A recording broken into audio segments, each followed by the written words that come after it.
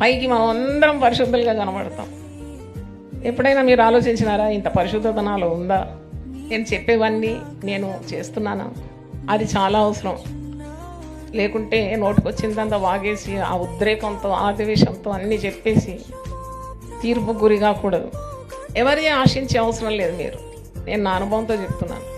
నీకు దేవుడు సేవ అప్పగిస్తే నీవు వంకర మార్గంలో నడిచే పని లేదు. ఇది సత్యమైన మార్గం, నిత్యమైన మార్గం. నీవు దేవునితో అడగాలి నీకేం కావాలని. ఆయన వాగ్దానాలన్నీ కూడా శుభ వాగ్దానాలు. ఆయన దేవుడు కనుక ఆయన మాట సత్యం. ఆయన నీకు మాట సెలవిచ్చి తగిన సమయంలో దాని మాట నెరవేరుస్తాడు. దాని కొరకు నువ్వు నిరీక్షణతో వేచి ఉండాలి. ఆయన నీకు తలవంపులు ఎప్పుడు కానియాడు. నీవు ఆయన సేవ యథార్థంగా సేవ చేసినప్పుడు, ఏ వంకరతనం నీలో లేకుంటే, దేవుని కృపతో నీవు ఆవరింపబడినప్పుడు నీ ప్రార్థనలన్నిటికీ విజయం ఇస్తాడు. దేవునికి స్తోత్రం.